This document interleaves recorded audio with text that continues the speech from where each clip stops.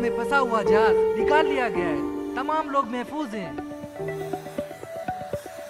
शहर से दूर हूँ पर खबरों से दूर नहीं। तो अभी अपना फोन उठाइए और समा SMS न्यूज अलर्ट्स हासिल करने के लिए SA टाइप कीजिए और भेज दीजिए 8125 पर। समा SMS न्यूज अलर्ट्स, जानते रहना लाजमी है।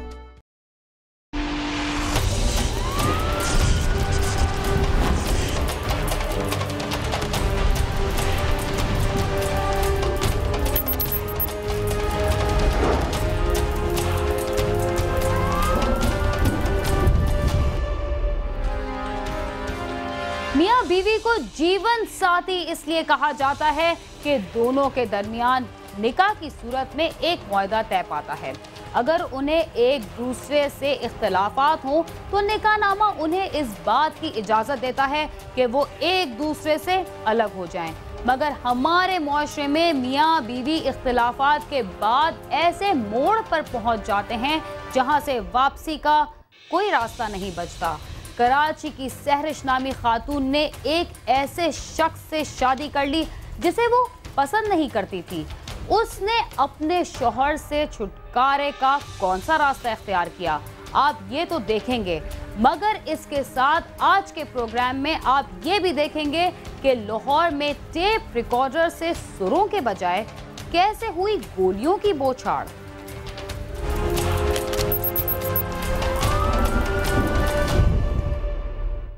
कराची में शादी के 8 माह बाद भी एक खातून ने अपने दोस्त से ताल्लुकात बरकरार रखे और शौहर को रास्ते से हटाने के बाद दोबारा शादी का मंसूबा बना लिया। इस मंसूबे का अंजाम क्या हुआ, आइए देखते हैं।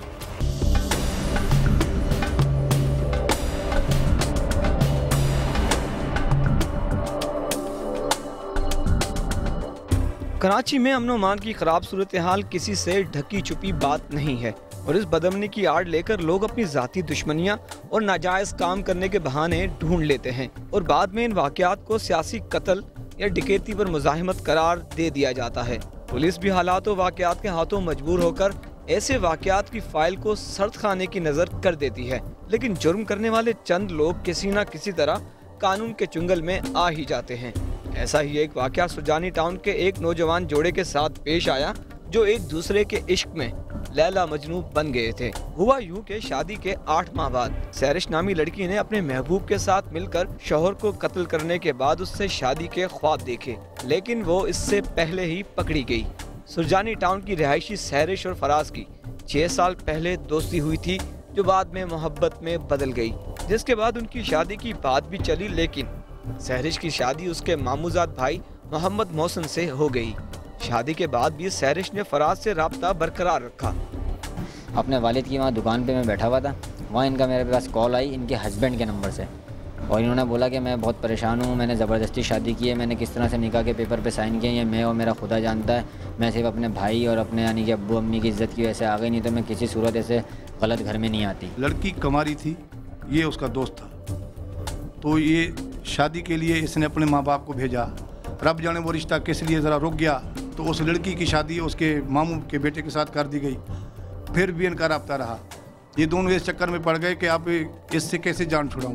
फराज का कहना है कि सहरिश अपनी शादी से खुश नहीं थी और उसने एक बार फिर उसके साथ शादी करने की ख्वाहिश का इजहार किया, जिस पर उसने उसे रोकने की कोशिश की थी। उन्होंने ये कहा कि बस किसी भी तरह से आप मुझे यहाँ से ले जाओ, ये अल्फाज बोले उन्होंने। मैंने कहा मेरे पास इसका कोई सोल्यूशन नहीं है, हाँ ये है कि तुम खुद आ सकती हो अपने बिहाफ पे तो आ जाओ, नहीं तो मेरे पास कोई सोल्यूशन नहीं है। दिन यूं ही गुजरते रहे। सहरिश का शौहर Mohammad Mohsin mineral water supply करने वाली कंपनी में मुलाजमत करता था और उसकी बीवी अपने आशिक के साथ मिलकर उसे ठिकाने लगाने के मंसूबे बना रही थी।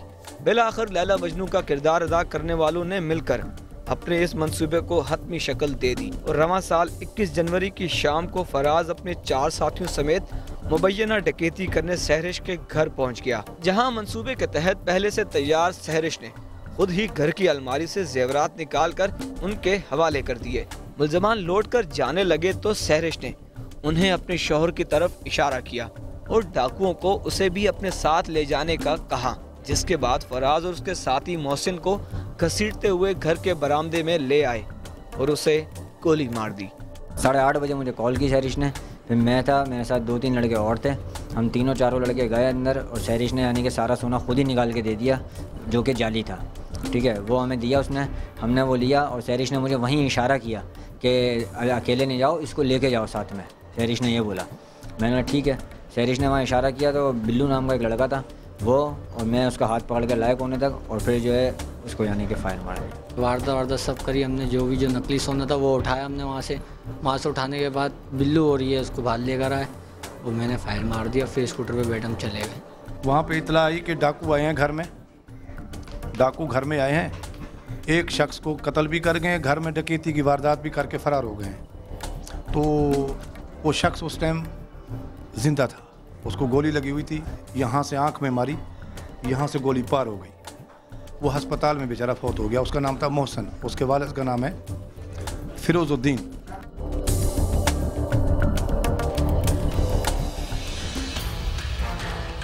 सहरिश का बनाया हुआ मंसूबा तो मुकम्मल था, इसके बावजूद वो कैसे पकड़ी गई?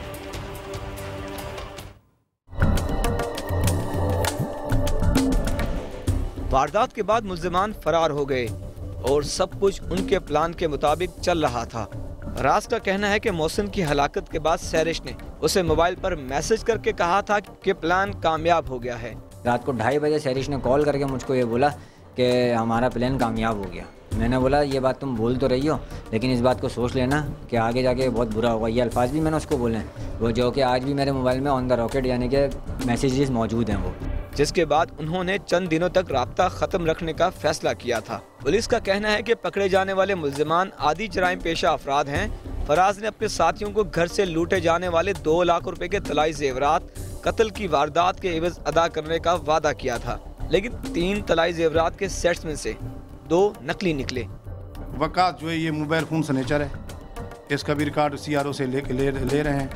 बाकी ये फराज कहता है जी मैंने इनको ये कहा था कि जिस घर में डकैती मारने जा रहे हैं वहाँ लड़की की जो लड़की है जो इन्फॉर्मेशन दे रही है कि आ जाएं, वहाँ 2 लाख रुपए का सोना है, वो बंदा मारना है, जो सोना होगा वो सारा तुम्हारा, मुझे रुपया नहीं देना एक। तो इसी लालच पर ये मेरे साथ सारे चारों साथी आए थे, 2 बाहर खड़े रहे, 3 ये अंदर गए। मुल्जिम फराज का कहना है कि सहरिश ने उससे गलत बयानी की और वारदात से पहले ही उसने असली तलाई जेवरात गायब कर दिए थे। 2 लाख रुपए का सोना सहरिश ने बोला था मैं दूंगी, लेकिन सहरिश ने असली सोना पहले से अपने मैके पहुंचा दिया था, यानी अपने वालिदैन के घर पे, जो कि इसने खुद इन्होंने यानी कि मीडिया के सामने बोल दी ये बात। तफ्तीशी ऑफिसर के मुताबिक अपने शौहर को महबूब के साथ मिलकर कत्ल करने वाली सहरिश ने अदालत के रूबरू अपने जुर्म का एतराफ़ करते हुए कहा है कि उससे बहुत बड़ी गलती और जुल्म हो गया है।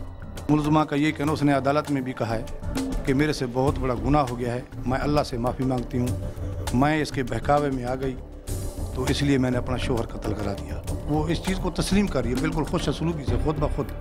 4 माह बाद पुलिस ने अपने मुखबरों की इत्तला पर कार्रवाई करते हुए तीनों मुल्जिमान फराज, वकास और सहरिश को गिरफ्तार किया है। पुलिस का कहना है कि मुल्जिमान ने इंतहाई चालाकी से कत्ल की इस वारदात को डकैती का रंग देने की कोशिश की। मकतूल अपने वालिदैन की इकलौती औलाद थी। मुल्जिमान ने जुल्म किया और वो अल्लाह की पकड़ में आ गए। ये दोनों इस चक्कर में पड़ गए कि अब इससे कैसे जान छुड़ाऊँ, तो इसने कहा कि उसको मार देते हैं, शादी फिर कर लेंगे। तो इस गरज से उसको मारा गया और डकैती का तो रंग गलत दिया गया ताकि कोई शक न करे। मुखबिर की इतला पे पकड़े गए हैं। ठीक है, जुल्म होता है, आखिरकार अल्लाह की लाठी पे आवाज़ है और रस्सा तो उसका लंबा है, खींचता जा खींच। जब अल्लाह ताला खींचते हैं ना, वो आपसे नहीं पूछेगा ना हमसे पूछेगा। ये अल्लाह की गिरफ्त में आए हैं क्योंकि इन्होंने जुल्म किया है। मरने वाला माँ बाप का एक ही बेटा था, उसके माँ बाप ज़ईफ़ुल उम्र हैं। शादी के 8 माह बाद ही अपने शौहर को रास्ते से हटाकर सहरिश ने तो अपनी जिंदगी बर्बाद कर ली, मगर उसने ये भी ना सोचा कि मोहसिन के बूढ़े वालिदैन को जिंदगी के जिस दोहराई पर उसने ला खड़ा किया है, वहाँ मोहसिन के अलावा उनका कोई भी सहारा नहीं था। कैमरामैन इस्माइल अख्तर के साथ सालिक शाह, समा, कराची।